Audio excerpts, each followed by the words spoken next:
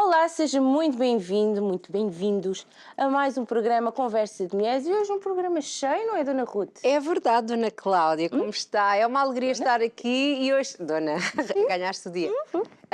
Hoje temos para lhe contar a história de alguém que nasceu mais ou menos há 203 anos. Não é a nossa convidada Temos de hoje. festa!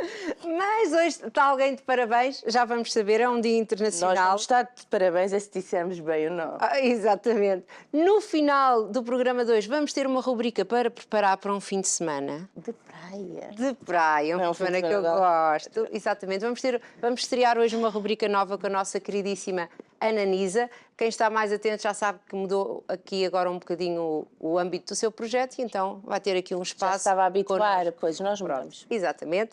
E vamos então ainda receber hoje aqui a nossa convidada, vamos assim dizer, principal, todos são principais, mas o nosso tema principal hoje vamos falar de pedopsiquiatria com a doutora Maria Salomé Ratinho. Portanto, vai ser bastante interessante. Vai ser muito, muito interessante, tanto contamos consigo até ao final do programa. Exatamente. E agora, queres que eu faça o quê? O que tu quiseres. Não, Cláudia, ainda não é hora da cesta, só depois do programa. Já sei o que é que tenho a fazer. Então, vamos aqui falar sobre o Dia Internacional. O dia de festa? Exatamente, do enfermeiro, da Florence Nightingale. Florence Nightingale. Que nasceu a dia 12 de maio de 1820 e que sempre teve o sonho de fundar uma escola de enfermagem. E conseguiu. E conseguiu, depois de ajudar muitas pessoas na guerra, conseguiu fundar essa escola de enfermagem e é conhecida porque foi muito, muito inovadora. Eu agora teria que ler aqui para dizer que, com base no conhecimento epidemiológico da época, ela concebeu uma ação de enfermagem em que favoreceu o processo reparativo da doença mediante a utilização coisas super novidades, mas que pelos vistos na altura eram do ar puro, da luz e do calor, da limpeza, da higiene, do repouso e da dieta como um mínimo essencial para das energias vitais do doente. Ela também recebeu a atenção da Rainha Vitória, que a condecorou com a Cruz Vermelha Real em 1883 e em 1907, e por isso nós não quisemos deixar de passar esta data em branco. Vamos sublinhar. Exato, foi a primeira mulher a receber a Ordem de Mérito. Portanto, tínhamos que aqui ressalvar não só o trabalho excelente de todos estes profissionais de saúde, que são os enfermeiros, a quem desde já agradecemos, não é? Todos nós temos na nossa vida um enfermeiro fantástico, ou uma enfermeira, eu pelo menos tenho. Olá! A minha enfermeira do centro de saúde é espetacular. Não sei se ela são espetaculares e têm uma capacidade. Pronto. Portanto, agradecer o vosso trabalho e homenagear aqui esta mulher que não nos está a ver. Portanto, é assim uma homenagem há 200 virtual. anos atrás, como é que era vista a saúde, não é? Exatamente, muito diferente. Eles abriam mesmo o corpo para estudar o corpo, percebes? Pronto, fala das nossas redes sociais, antes começa a aparecer bolinhas aí e nós já não podemos falar mais. Abrir o corpo? Sim, pronto. No Facebook não encontra corpos abertos, encontra muito... Isto é a nossa convidada. Não, ela está contente. Nas nossas redes sociais encontra tanta informação referente ao nosso programa, referente, claro, às nossas convidadas, as páginas das nossas convidadas, partilha, siga as redes sociais para estar sempre dentro daquilo que acontece aqui, que é sempre muito conhecimento, é divertido, é um bem-estar, não é? É verdade, é verdade. Aqui, uns 50 minutos muito bem passados, é por isso que você está aí desse lado, sempre prontinho para nos assistir. E mais...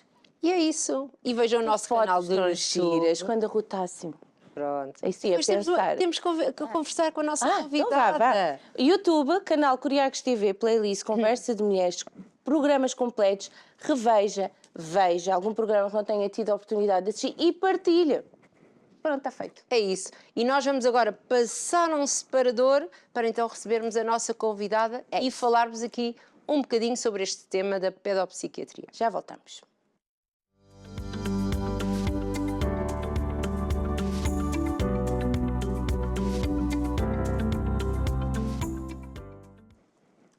E então, temos connosco quem, Cláudia? Temos connosco a doutora Salomé Ratinho, psiquiatra da infância e da adolescência, formadora, vamos aqui contar, formadora, oradora, representante da psiquiatria de infância e adolescência na Coordenação Regional de Saúde Mental do Alentejo e ainda mais, autora do livro Doutora, és uma criança.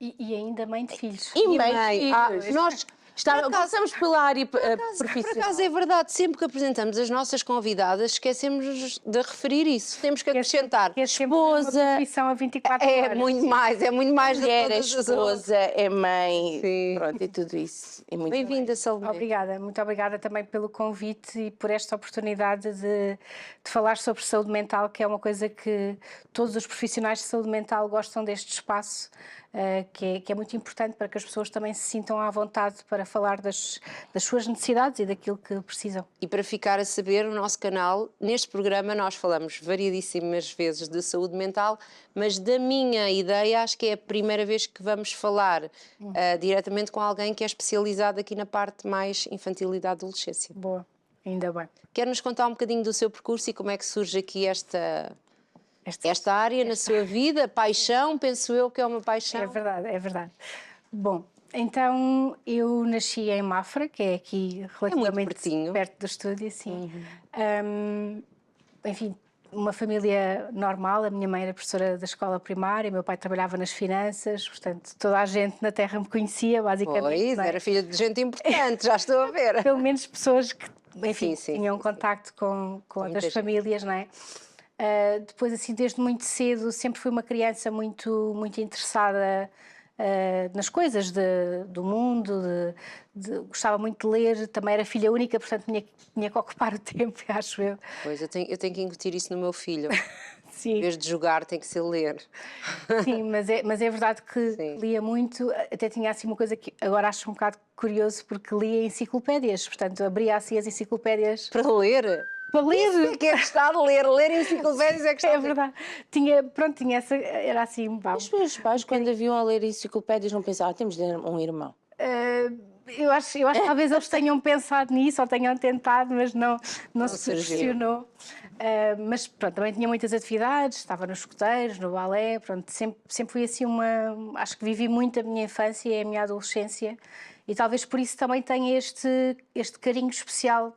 Acho que talvez tenha começado aí, realmente, o facto de eu ter tido uma infância feliz, bastante livre e uma juventude também bastante livre. Frequentei a escola pública em Mafra e pronto, até ao secundário, e depois, em 2004, é que concorri à Faculdade de Medicina. Na altura, às vezes as pessoas dizem assim, o meu filho ou o meu neto queria ser médico desde criança. Foi na sua biografia que tinha muitas áreas de interesse, desde as artes às ciências, que é aqui quase o mais oposto que existe.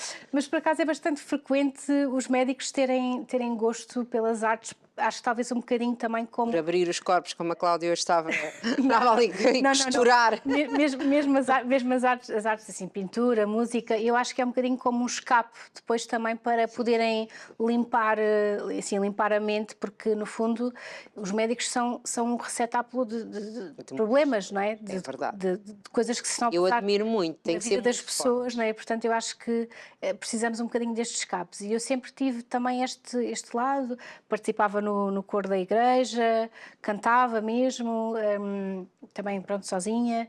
Depois, sei lá, aprendi instrumentos. Fiz alguns projetos na escola também que ganhei um prémio europeu com uma maquete de uma casa que era a casa dos nossos sonhos. Basicamente era uma ideia conceptual de como é que nós gostaríamos de ter uma casa. Então não era só o gosto, também tinha o talento aqui para as artes. Pois, se calhar, mas eu gostava mesmo de desenhar essas coisas todas. Então foi fácil escolher o que é que ia seguir? Por acaso, olha, logo para escolher o 10º ano, a área do 10º ano não foi assim muito fácil, porque, sei lá, gostava de tanta coisa, sempre tive um bocadinho esta questão comigo, e então, na altura até fiz uns testes psicotécnicos que a minha mãe me levou a fazer, e deu qualquer coisa como, pode fazer o que quiser, desde que envolva pessoas.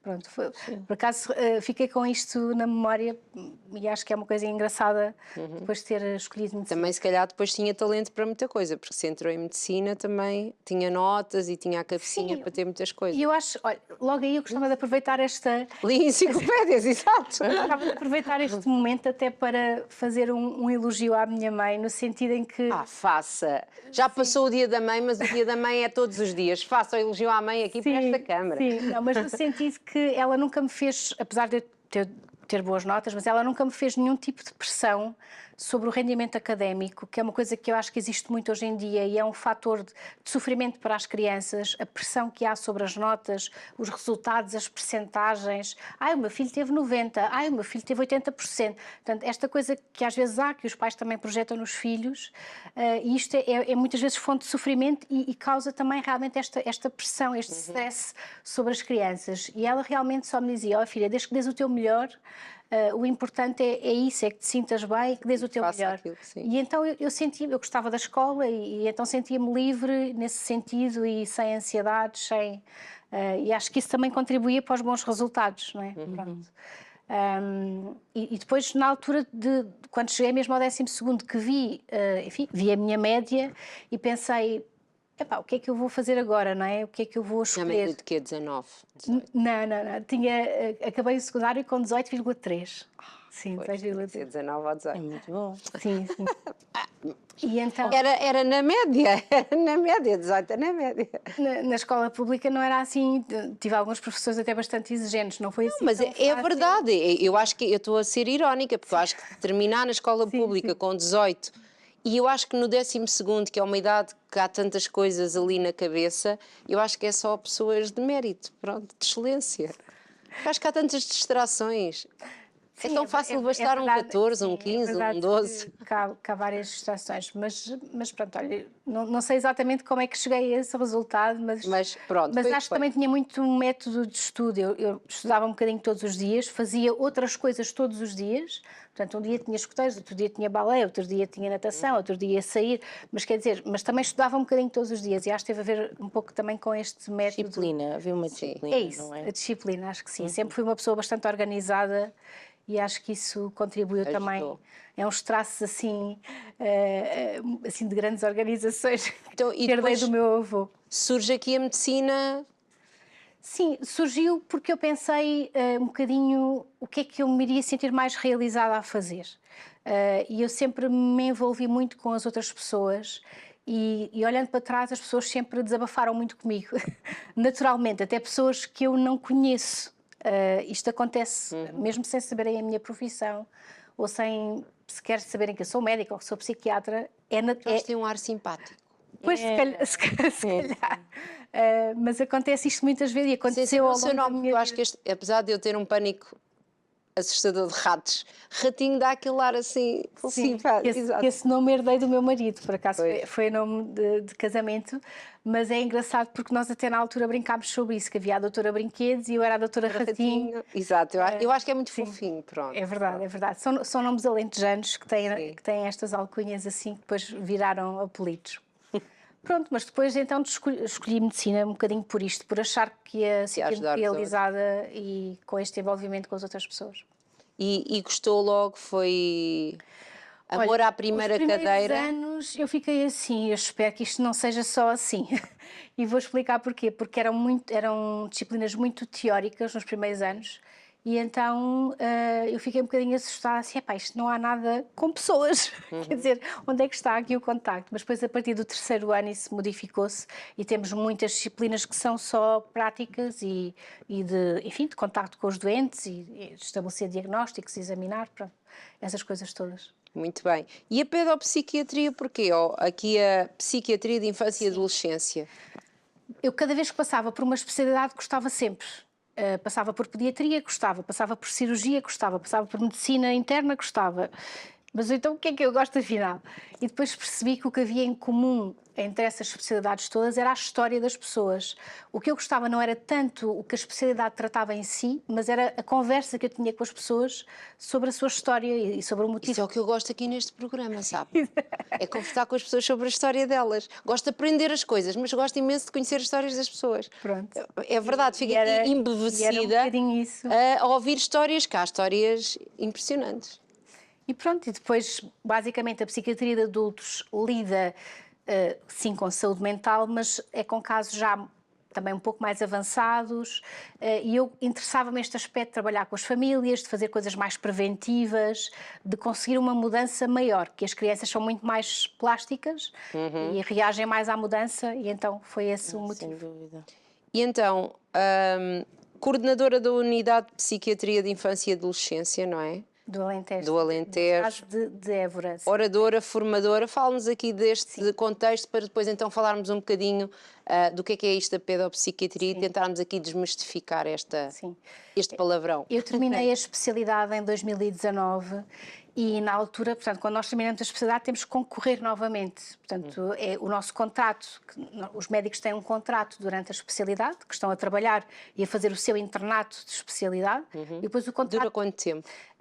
Neste caso, o internato de pedopsiquiatria dura 5 anos, como a maior parte das especialidades, tirando as cirúrgicas, que são 6 anos. Mas depois... Isto tudo depois da escola, não é? Depois da universidade. Sim, portanto, em média demora 12 anos até um médico estar... não é autónomo, nós temos autonomia antes, mas um especialista, digamos, demora 12 anos. Mas às vezes não têm essa consciência. Eu acho que é muito importante começarem a dar um bocadinho de valor tanto tempo aos especialistas. como para trás, não é? Exatamente. Isto é verdade. E é um grande investimento de tempo, de dinheiro, todas as formações. É assim, eu fiz uma pós-graduação em psicoterapia durante o internato, fui eu que a paguei. Os congressos que fui eu que os paguei, ao contrário também do que as pessoas pensam muitas vezes. Que vai a um congresso e estão sempre aqui a passear e não aparecem. As coisas não são assim depois como outros workshops, outras formações que assisti, a maior parte delas foram mesmo pagas por mim, não é? E também é assim com os colegas, livros que compramos, temas que desenvolvemos, essas coisas são assim. Pronto, e depois em 2019 então fiz a especialidade, já era casada com o meu marido João, que é de Évora, e então nós já tínhamos um bocadinho este plano de sair de Lisboa para lá, porque queríamos também criar, na altura era o Vicente, agora é o Vicente e a Esperança, queríamos criar os nossos filhos assim num sítio mais pacato e que fosse próximo do trabalho e assim, e então fui para Évora, porque na altura não havia lá pedopsiquiatra nenhum, há 3, 4 anos não havia especialista lá. Havia uma equipa de técnicos, com psicólogo, educadoras de infância que faziam os grupos terapêuticos, terapeuta ocupacional, terapeutas da fala, mas não havia realmente a parte médica, não é? E então foi um trabalho muito interessante porque foi conjugar o trabalho que essas pessoas já faziam com as ideias novas que eu levava, não é? E no fundo eu fui coordenar pessoas, todas elas mais velhas do que eu. O que eu acho que também é preciso ter alguma capacidade de também nós nos adaptarmos ao outro, não podemos lá chegar e impor, mudar tudo, não é? E impor as coisas. É um coisas. erro que às vezes as pessoas mais novas cometem, não é? Porque eu já estou mais novo, sei tudo, vou lá, não é? Não, mas é preciso muita humildade, até porque há pessoas que estão ali a trabalhar quase, quer dizer, podiam ser meus pais, não é? Exato. Portanto, e que nem que seja o conhecimento deste tempo todo. Não, têm mesmo muita experiência da região, do grupo populacional que nós atendemos, portanto, todas as contribuições foram muito úteis. Depois, em termos das atividades como formadora, todos nós, enquanto médicos, temos a componente da atividade científica, portanto, fazemos trabalhos de investigação e também participamos em reuniões científicas onde nos formamos uns aos outros, não é? E então, normalmente, eu falo de um tema que tenho desenvolvido, outro colega falará de outro tema. E nesse sentido, somos oradores em eventos, não é? Claro. E depois também formadora, muitas vezes de outros técnicos de instituições, de CPCJ, de EMAT, que são tudo médicos de família também. Agora estamos a fazer um projeto muito interessante com centros de saúde, de articulação e formação também dos médicos de família nesta área. Que é muito importante também para poderem sinalizar, não é? Exatamente, porque são a nossa maior fonte de referenciação. Então, o que é isto da pedopsiquiatria? Eu, por acaso, ao longo do tempo, desenvolvi uma definição que utilizo para explicar às crianças quando chegam à consulta. É uma especialidade médica, não é? Que acompanha crianças e adolescentes dos 0 aos 18 anos com problemas dos pensamentos, das emoções, dos comportamentos, para que estejam bem consigo mesmos, com os amigos, na escola e com a família. Portanto, basicamente é esta... Isto dito assim... Parece fácil. Não é isso, mas é aquele nome psiquiatria que eu acho que é um nome que assusta muitos os crescidos. Muitos, talvez os miúdos não tenham tanto essa consciência. Não têm. Mas quando um pai... não sabem o que... Se um pai for diz, o seu filho tem que ir a uma consulta de pedopsiquiatria... Já começam a saber, né? Já é... Mas isso, no fundo, é o estigma que existe relacionado com a saúde mental. E acho Não é que só ainda com a há muito. Existe muito ainda. Não é? Aliás, é um dos motivos de eu ter escrito este livro que venho cá apresentar, realmente é esse. É porque eu acho que os profissionais também têm que lutar muito contra este estigma, porque isto é o principal obstáculo para as pessoas procurarem ajuda e melhorarem, não é? Porque sem ajuda, às vezes as pessoas não conseguem melhorar. E muitas vezes com esta vergonha, com este sentimento de... Ai não vou pôr um miúdo num psiquiatra, vai enchê-lo de comprimidos. Exatamente. Não é isto? Há este mito, digamos assim. E então o que é que acontece numa consulta de pedopsiquiatria? Vamos aqui desmistificar. Sim, então nós normalmente numa primeira consulta estamos com a família, com os cuidadores e com a criança ou adolescente, primeiro em conjunto, a não ser que nos seja pedido especificamente pelo adolescente, por exemplo, para falar connosco logo de início em contexto individual, e há algumas situações em que isto acontece, por exemplo, situações de violência, de abuso sexual, pode acontecer, não é? Querem falar connosco inicialmente assim sozinhos. Isto custa só ouvir de fora, quando É verdade, está lá. há situações complicadas, não é? Mas depois, a maior parte das consultas, enfim, 99% das consultas são assim, começamos com a família e com a criança e adolescente, recolhemos com todos, que normalmente são mais os pais que falam, não é? Sobre o motivo da consulta, como é que era quando era criança, em bebê, como é que foi a gravidez, que doenças é que já existiram antes, portanto é uma consulta normal de antecedentes e familiares também. Como se vai ao médico. Exatamente. É um médico, não, eu é um médico normal, mas pronto. É um acho que médico entendo. normal, exatamente. Pronto, e depois falamos da história atual, não é? Qual é que é o desenvolvimento dos sintomas que estão naquele momento, como é que se chegou àquele ponto, não é? Uma história com princípio, meio e fim. E depois ficamos, normalmente, ainda na primeira consulta, a sós com a criança ou com o adolescente, onde falamos de forma dirigida à faixa etária que a criança tem, não é? Tentamos, no fundo, igualar-nos um pouco ao seu nível. Muitas vezes não é só com a idade cronológica, mas mesmo a idade mental, não é? Porque há crianças que podem ter algumas dificuldades e, portanto, temos que nos tentar aproximar da criança, do seu discurso, da sua forma de se expressar. Há crianças que ficam em silêncio, há crianças que falam muito, não é? Portanto, temos que nos saber adaptar a todas essas formas de expressão. Há crianças que gostam de desenhar, outras que não gostam, umas que querem brincar, muitas vezes através do jogo, da brincadeira, também fazemos essa aproximação, que no fundo é para estabelecer uma relação de confiança, não é? Porque sem essa relação de confiança não conseguimos chegar Qual a é aqui a diferença de um psicólogo e de um psiquiatra ou de um pedopsiquiatra? Sim, pronto, essa questão é uma questão recorrente, não é? Há uma formação óbvia que é, o psicólogo é formado em psicologia, o psiquiatra tirou medicina e depois especializou-se em psiquiatria, portanto logo a formação é diferente. Um psicólogo faz psicoterapias, faz intervenções, não é? De acordo com a sua diferenciação, o seu estudo, não é? No fundo, aplica um tratamento, não é? Que é a psicoterapia, pode ser em grupo, individual, e o psiquiatra faz um diagnóstico. Esta consulta tem o objetivo de estabelecer um diagnóstico e de aplicar, ou propor, neste caso, um plano terapêutico à família. Que pode incluir Que pode incluir a psicoterapia, e que muitas vezes inclui, não é? Sim. Que pode incluir ou não a medicação, às vezes durante um tempo é necessário, porque os casos já nos chegam, lá está, muitas vezes porque as pessoas pedem ajuda tardiamente, as situações já nos chegam muito avançadas. As pessoas pedem ajuda quando já não conseguem controlar nada. Muitas vezes é assim, não é? Que sinais é que são... eu não sei se há, porque deve haver tantos casos diferentes, mas que sinais, que sintomas é que um pai deve estar atento em que um filho poderia ter que ser direcionado para uma pedopsiquiatria? Para já eu acho que aqui há uma coisa muito importante de nós distinguirmos, que é uma coisa é uma reação, outra coisa é uma perturbação. Uma reação, vou dar um exemplo, a criança perdeu o avô. É normal que durante uns dias, até uns meses, que esteja triste e que tenha saudades do seu avô, não é? Ou até um pai ou uma mãe, ou teve um problema, não é? Um acidente, uma doença. Portanto, pode haver um período de reação que é uma reação normal àquele acontecimento. E aí pode ser preciso ou não ajuda consoante a gravidade dos sintomas, não é?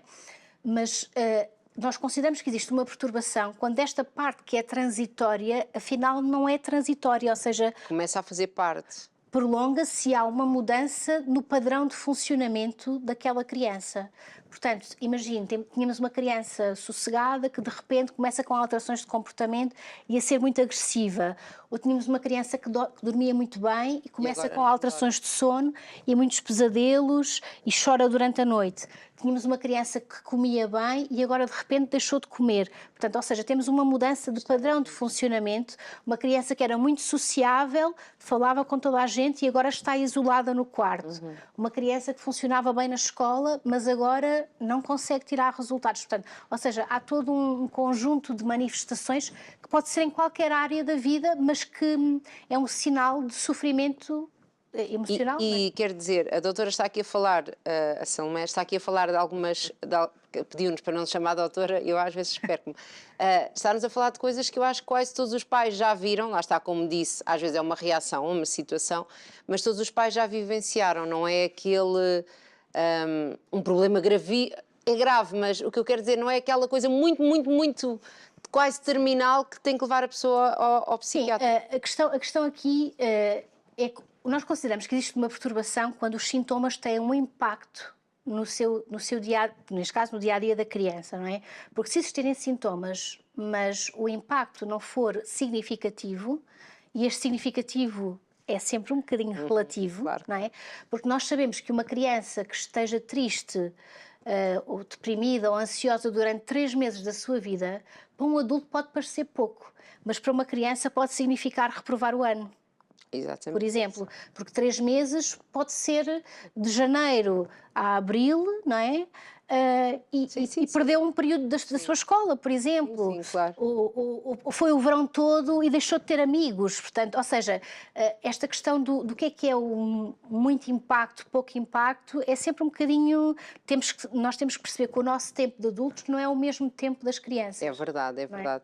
E, aliás, se nos lembrarmos, rodava tudo de uma maneira um bocadinho diferente. Diferente, não é? É verdade. Então, o que é que depois acontece, o que é isto de um plano terapêutico que é feito depois de uma consulta? Sim, lá está. O plano terapêutico é uma coisa que surge de acordo com a equipa multidisciplinar que o pedopsiquiatra tem. Que também tem que nos explicar isso. É isso que eu, por exemplo, sou muito sortuda porque tenho uma excelente equipa multidisciplinar, ou seja, tenho psicólogos, tenho terapeutas ocupacionais, tenho enfermeiros de saúde mental, tenho assistentes sociais, tenho educadoras de infância que fazem terapia de grupo, tenho terapeutas da fala. Portanto, o que é que isto significa? Que eu, consoante determinado diagnóstico que aquela criança tem, eu vou talhado, é um fato talhado à medida, não é? E então vou dizer, olha, tendo em conta esta situação, o mais indicado é fazermos algumas consultas. Pode não necessitar de psicoterapia, podemos fazer algumas consultas nós de X em X tempo, não é? Imagino 2 em 2 meses ou 3 em 3 meses, e eu dar estratégias às famílias e à criança para aplicarem nesse tempo, não é? Pode significar, sim, introduzir medicação, pode significar, por exemplo, haver uma necessidade de uma intervenção familiar até mais do que a intervenção com a criança, isso às vezes também acontece. Por exemplo, uma situação de separação do casal, em que há conflito entre os pais, não é? Pode ser preciso uma intervenção mais parental até do que com a criança. Pode ser necessário até, por exemplo, às vezes há famílias que nos chegam em burnout, por exemplo, com uma situação que estão muito esgotadas. Sim. Pode ser necessário referenciar, por exemplo, um dos pais também para acompanhamento, para que esteja melhor para ajudar o seu filho, não é? Isto também é um trabalho que nós fazemos. Pode ser necessário recomendar, não é, uma avaliação pela assistente social, se existe um problema a nível psicossocial, não é? Pode ser necessário articular com a escola, pode ser... Portanto, é tudo isto que é o plano que vai ser feito com a tal equipa. Exatamente, exatamente. Portanto, acho que ao ouvirmos aqui a doutora a falar, não é? É a doutora, é a tal escrita, doutora, eu não consigo, quanto o meu olho. Vemos que isto, afinal, não é nenhum bicho de 7 cabeças, nem nenhum bicho-papão, e que as crianças não vão ser comidas por nenhum monstro se forem à consulta. É verdade. Pedopsiquiatria. E nós, a maior parte de nós, pedopsiquiatras, nem utilizamos bata, exatamente, ou seja, estamos vestidos normalmente. Também um bocadinho por isso, para não haver aquela barreira da bata branca, e as crianças sentirem-se mesmo mais tranquilas, e às vezes eu até brinco, olha, estás a ver, não tenho aqui nem injeções, nem nada dessas coisas. Muitas dessas crianças às vezes também já estão um bocadinho traumatizadas com o que o sistema na escola se Com calhar não outras estão bem, se calhar já foram ao médico, algumas, pronto, às vezes também há casos já bastante graves de violências e tudo, não é? Então já estão também aqui um bocadinho elas próprias traumatizadas mais com o que lhes é feito, mais defensivas, sim, sim. não é? Sim. E então, nesta ideia, escreve aqui um livro. É verdade. Isto depois de, enfim, Podemos eu mostrar? lia muito Aonde? e depois de ter ali. depois de ter tido filhos, acabei por começar a ler muitos livros infantis, não é? Uhum. Pronto. Como se calhar acontece a muitos pais. Será? Porque será? Tenho que ler muita coisa. E então, Vou abrir, está bem. um livro infantil para um pedopsiquiatra, para além da questão da relação e do lazer, é também uma ferramenta, porque nós podemos, através da imaginação, entrar no mundo da criança e conseguir depois transpor determinadas mensagens para o mundo real, não é? Pois é, por aí. E é um bocadinho esta a ideia do livro, ou seja, desmistificar o que é uma consulta de pedopsiquiatria. História do João. Exatamente, sim, sim. Primeiro, dizer que qualquer criança pode passar por uma fase mais difícil e que isso é normal. Todos nós, há momentos da nossa vida que são menos favoráveis, não é? E que temos alterações dos nossos sentimentos, alterações do nosso comportamento. Sim, sim, sim. Portanto, isto deve ser encarado com normalidade. E, por vezes, pode ser necessário ajuda se essa situação não passa, não é? Pode Não ser está a necessário ser, ajuda. lá está controlada, não está a ser revertida, está a Exatamente. transtornar, tem que se mudar alguma coisa, não é? E isso também é normal, ou seja, pedir ajuda também é normal e é o que este livro também quer dizer, é essa normalidade. E, por outro lado, também dizer às crianças e às famílias que está outra pessoa do lado de lá, que não é um bicho-papão, não é? E que tem realmente estes conhecimentos e esta especialização para conseguir ajudar as crianças a realizar o seu potencial. Portanto, não é nós aplicarmos a nossa maneira de pensar e os nossos ideais naquela criança, mas é sim nós concretizarmos o potencial e o conceito que a criança tem da sua felicidade. E às vezes, como estava a dizer, as pessoas projetam tanto aquilo na criança que a pressionam, não é? Às vezes pode acontecer, sim. O que é o assunto mais procurado nas suas consultas? Ui. Ou a causa? Olha, se calhar muitas vezes as crianças vêm porque estão com dificuldades na escola. A escola é a primeira a sinalizar? Às vezes não é só a escola a sinalizar, mas... Os médicos de família não? Mas não, quer dizer, os médicos de família é que sinalizam sempre, mas sim. muitas vezes há motivos assim, não é?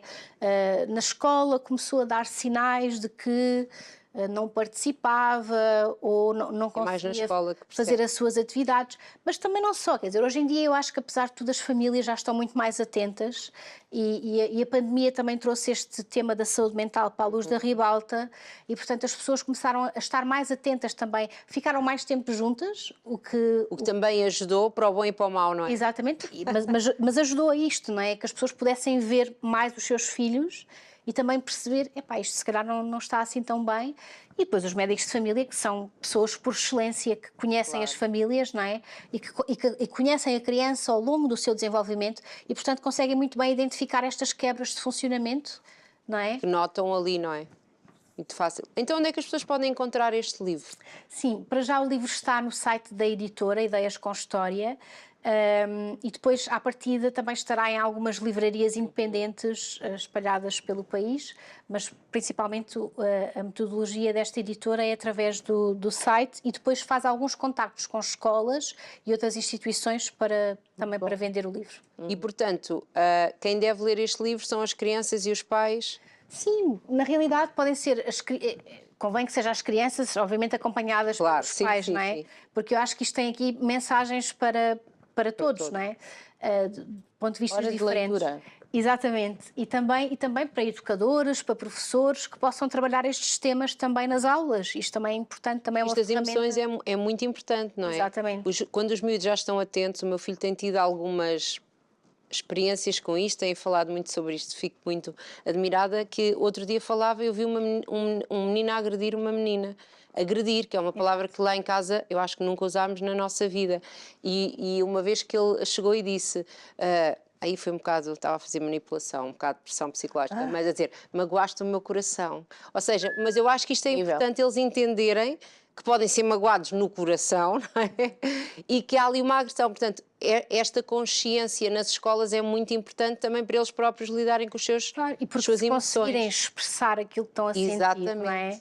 É logo meio caminho andado Para resolver. Exatamente. E, doutora, temos aqui também que falar, faz parte da Coordenação Regional da Saúde Mental do Alentejo, que trabalha com outras regiões e com a Coordenação Nacional, e disse-nos que está a ser operacionalizada uma reforma. Eu tenho que dizer isto tudo certo, porque senão É digo verdade, errado. é verdade. O que é isto que está a Sim. acontecer e o que é que nós precisamos saber sobre Isto isto? é uma coisa muito importante que se está a passar no nosso país.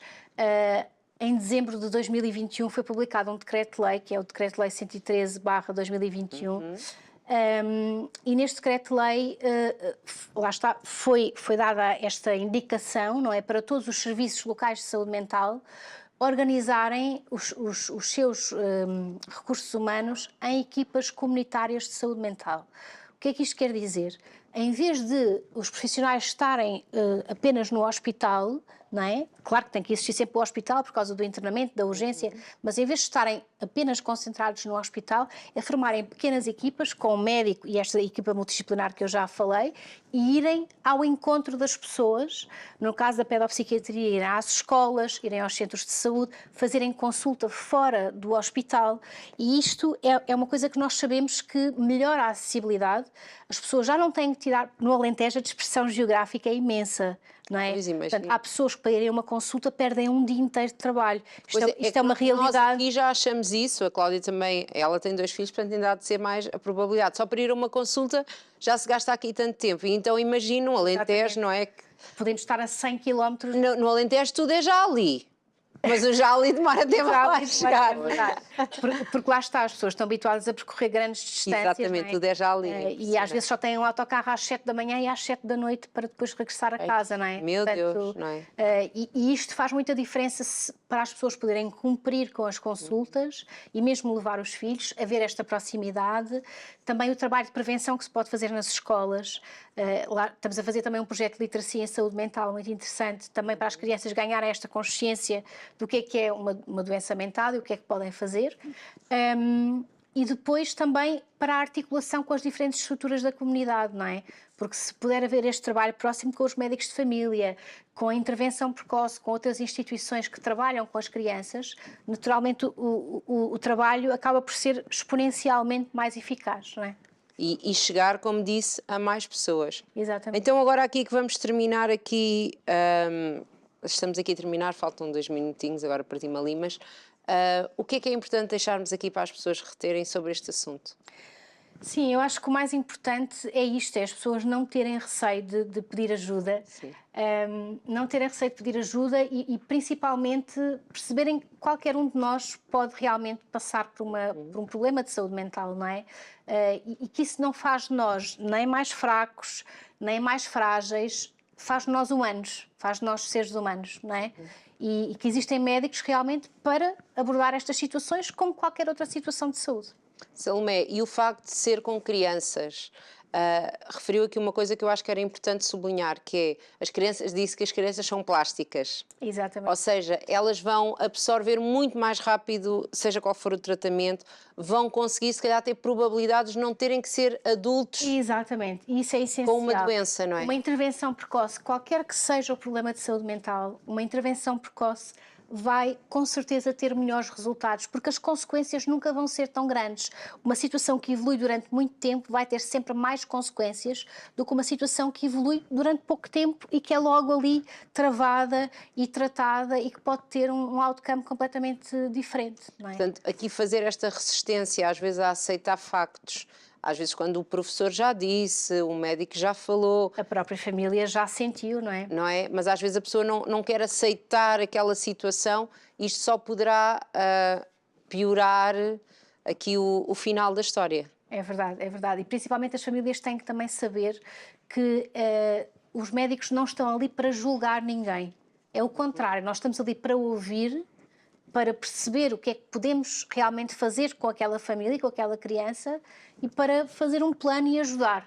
Não estamos ali para julgar, não estamos ali porque ninguém é melhor do que ninguém e a maior parte dos pais faz o melhor que sabe e o melhor que consegue. não é? E é para isso que nós estamos ali, é para ajudar a fazerem o melhor que conseguem. Então a melhor maneira de chegar a um pedopsiquiatra é através do médico de família? Através do médico de família ou do pediatra assistente, sim, que pode fazer a referenciação. Pronto, e se virem algumas destas situações? Sim, se virem alguma destas situações, aconselhem, não é? Se for um familiar, se for um amigo, a procurar o seu médico de família, que pode fazer a referenciação para o hospital que faz essa área de residência. Muito bem. Temos que lhe agradecer a sua participação. Obrigada, Salomé. Muito Obrigada. obrigada. Tudo bom e tudo bom para os seus pacientes Obrigada. e famílias também. Obrigada. E nós estamos aqui, não ainda a terminar o programa. Não, fazemos de forma diferente, não é? Hoje, em vez de sermos nós a terminar o programa, vamos deixar a nossa outra convidada a terminar o programa. Pois é, podemos revelar quem é a nossa convidada? Podemos, claro, Já temos. revelamos há pouco. Mas se Vamos calhar não- ter a Ana Nisa aqui no nosso estúdio a falar, a dar umas dicas sobre fim de semana de praia. É verdade, a Ana então vai estar agora connosco durante aqui alguns programas, não é? A fazer aqui uma rubrica ligada aqui à moda, ao estilo, aos looks, e assim prepara-se já para o fim de semana em grande. Pode ser? Preparados? Pode. Se já não nos virmos, um bom fim de semana, está bem? É porque nós já fomos para a praia também. Fomos já. Então vamos lá passar o separador para então receber a nossa Anisa. Tchau!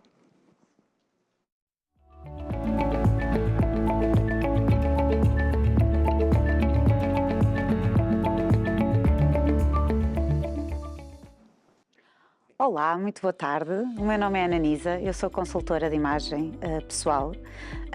Trabalho com os meus clientes no sentido de os ajudar a ter mais consciência daquilo que gostam, de qual é o seu estilo e a dar aqui um up à sua imagem. Nós vamos também falar um bocadinho sobre algumas dicas de estilo e algumas dicas de como preparar, por exemplo, um fim de semana na praia. Mas antes disso também gostava de lhe dizer que eu acredito mesmo que a maneira como nós nos vestimos é uma grande ferramenta de comunicação e de passar aos outros as mensagens que nós queremos com a nossa imagem. A maneira como nos vestimos pode trazer conforto ou pode trazer desconforto, e isso vai influenciar as mensagens que nós queremos comunicar aos outros e a percepção que os outros têm sobre nós. Então hoje vamos falar sobre o que é que eu vou vestir e que roupa é que eu vou levar para um fim de semana na praia. E então eu vou trazer aqui uma sugestão de uma cápsula para um fim de semana. Falar também o que é uma cápsula. Uma cápsula não é mais do que uma técnica de escolher algumas peças de roupa, poucas peças de roupa, e com essas poucas peças de roupa eu conseguir o maior número de coordenados de looks possíveis. E então vamos começar a ver algumas fotografias. Eu trago aqui um exemplo de 2 estilos para um fim de semana na praia. Primeiro, um estilo romântico e depois um estilo preppy. Eu já vou explicar o que é isso. Portanto, vamos começar por ver as fotografias sobre um fim de semana na praia de um estilo romântico. O que é um estilo romântico? Um estilo romântico fala aqui um bocadinho sobre, traz aqui algumas peças mais delicadas, predomina as rendas, predominam os laços, predominam as cores pastel, bolinhas, padrões de bolinhas, padrões de pequenos animais, ou pássaros, ou borboletas, tudo muito pequenino, tudo muito delicado. E este é o estilo romântico. O estilo romântico traz também alguma delicadeza em termos de mensagens, alguma alegria e todo aqui um estilo muito... é um mundo cor-de-rosa, como estamos a ver. Portanto, muitos folhos. E então eu escolhi aqui estas peças, são 9 peças, são 2 sapatos, umas chinelas. E vamos começar por ver, portanto, também é muito importante aqui na cápsula perceber o que é que vai ser o fim de semana. Que ocasiões é que eu vou ter? Eu vou ter um almoço fora, um jantar fora, obrigar algum dress code, portanto, perceber um bocadinho para onde é que eu vou para escolher as peças. E escolhi aqui 3 vestidos, escolhi também uns calções, 2 fatos de banho, aqui um uma peça para usar quando vou à praia, umas calças, uma blusa de ganga que traz também aqui já um conforto, numa ganga assim mais assim fininha, delicada, e que também, se tiver frio, eu possa conjugar aqui esta peça. Então, vamos ver os looks que esta cápsula nos permite fazer. Portanto, temos aqui 3 looks em que eu tenho a calça com lacinho, portanto estamos a falar aqui do estilo romântico, né? Um cinto barra laço, um top com folho, Se eu tiver frio, eu posso pôr esta camisa por cima. Também se tiver sol, assim um sol forte, ou só porque fica bem, temos aqui um chapéu e lá está umas mules com um lacinho, como o estilo romântico nos pede. Depois temos aqui também, à meia da tarde, eu vou à praia, então eu visto um fato de banho e já ponho uns calções e umas chinelas. Não são umas havaianas, mas já são assim um bocadinho mais confortáveis. Depois temos também um vestido e volto a vestir a blusa de ganga se tiver frio e na mesma as mules. Portanto, já estou aqui a repetir peças. Continuamos para mais 3 looks e no outro dia de manhã, no sábado de manhã, então eu visto o top preto, já tinha vestido lá atrás, não é? Mas já parece diferente porque tenho aqui uns calções e umas mules. Também o chapéu caso esteja sol e ponho aqui também esta mala. Depois a seguir ao almoço eu vou à praia, não, para trás, desculpa, eu vou à praia e visto o biquíni, certo? O biquíni e ponho esta saída de praia, este kimono, o que lhe quisermos chamar, e vou à praia. Depois à noite, então já um jantar com amigos, eu tenho um vestido em que ponho aqui estas alpercatas e, se tiver frio, a blusa. Portanto, é a única peça que eu tenho para se tiver frio. A seguir, pronto, já estou aqui a repetir peças, portanto, o vestido, outro vestido à noite, o vestido de manhã, à tarde, se quiser ir à praia, volto a vestir o fato de banho e em vez de ser com o biquíni é o fato de banho e já parece que vou diferente. A seguir, volto a vestir as calças do primeiro dia, uso o fato de banho como um body, mas se quiser ir à praia ou à piscina, eu ponho o biquíni, ponho os calções, à noite mantenho os calções, tenho um body e tenho aqui uma imensa diversidade, muitas opções de escolha são 12 looks no total para um fim de semana na praia, neste estilo romântico. E agora vamos falar, pode passar por favor? Pronto, 12 looks com apenas 9 peças e podia fazer muito mais e portanto fazemos aqui uma mala bastante aceitável para o fim de semana. A seguir vamos falar do preppy, de um estilo preppy. O estilo preppy, o que é que predominam aqui? São as cores náuticas, o vermelho, o azul, o branco, até o amarelo, muitas riscas, coletes, parcas, porque o mar, um passeio de barco faz frio, portanto, alguns agasalhos, um boné, chapéus, é tudo com o estilo preppy nos traz aqui, relembra-nos muito o náutico. E então, vamos aqui para a sugestão da cápsula para um estilo preppy de fim de semana na praia. Portanto, aqui já peças completamente diferentes, mais polos, vestidos com mais estrutura, é um estilo um pouco mais formal e, portanto, já é aqui completamente diferente do anterior que vimos. Mas peças confortáveis, peças com muito cuidado, com um estilo mais desportivo. Vamos começar então a ver aqui os looks. Portanto, aqui começamos por umas calças, uma camisa.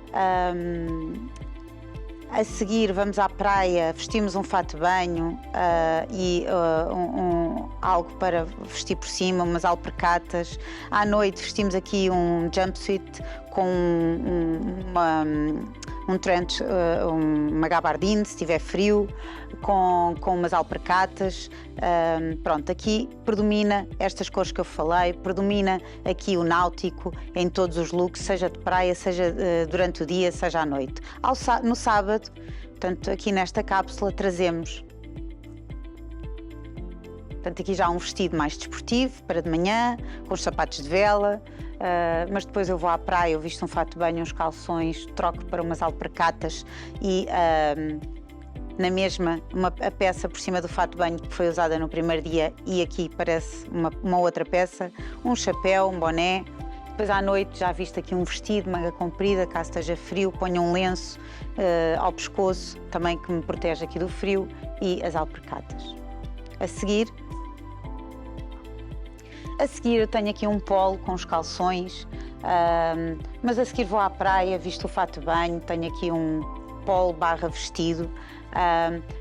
Portanto, como veem, estamos aqui a repetir peças, mas parece sempre looks diferentes. À noite visto um vestido, muito nesta inspiração náutica, já com o sapato de vela, com este casaco gabardine para me proteger do frio, por todo manga curta. A seguir, segunda-feira, volto aqui a este jumpsuit, mas já troco para umas sapatos de vela. Depois vou à praia, passo para o fato de banho e depois volto a vestir aqui as calças à noite, com um polo e com um sapato de vela e com um casaco para me proteger. Portanto, aqui o que nós trazemos, mais 12 looks nesta cápsula, num estilo completamente diferente do anterior, mas com múltiplas possibilidades de looks. Espero que tenha gostado. É muito importante perceber aquilo que gosta, aquilo que lhe traz conforto, para escolher as peças que vai comprar, que vão fazer parte do seu roupeiro, para depois ir aqui num fim de semana de praia de forma confortável, que se sinta autêntica e que a maneira como se veste possa ajudar a transmitir aos outros aquilo que você é, aquilo que você acredita, aquilo que a faz sentir bem. O meu nome é Ana Nisa, como eu disse no início, sou consultora de imagem pessoal, estou disponível, pode-me contactar pelos contactos que vão estar disponíveis e prometo voltar em breve com mais dicas sobre imagem, sobre uma cápsula para uma outra ocasião ou outras sugestões sobre imagem pessoal. Até à próxima. Muito obrigada.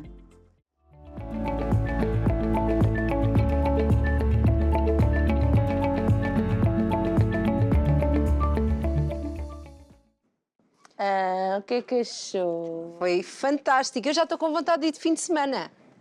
E fim de semana grande, sexta, sábado, domingo e segunda. Gosto disso. Eu estou com vontade de ir de férias. Ainda não podes, não me vais deixar aqui sozinha. Tá bem. Então hoje foi Mas um programa espetacular. Espetacular. Internacional do Enfermeiro. Falámos de pedopsiquiatria aqui. Doutora Silmé. Que foi muito, muito interessante, muito esclarecedor e aqui com este olhar mais leve sobre este assunto. Sim. E agora preparados para o fim de semana. E agora, várias sugestões, portanto, não precisa de ir às compras. Não. Agora com aquelas ideias, eu acho que vai tudo fazer. Olha, depois mande-nos a fotografia do seu armário cápsula ou da sua cápsula para o fim de semana. Pode ser. Não é? Muito isso, sim. É isso. É. E um bom fim de semana para ti também, Cláudia. Bom fim de semana. Não é? E Diverte. para vocês aí desse lado também. Aproveitem o bom tempo, vão passear, também faz muito bem à mente. É verdade. O mar. Um beijinho. Um geladinho. Portem-se bem com o fim de semana ou sem fim de semana. Portem-se bem. Tchau.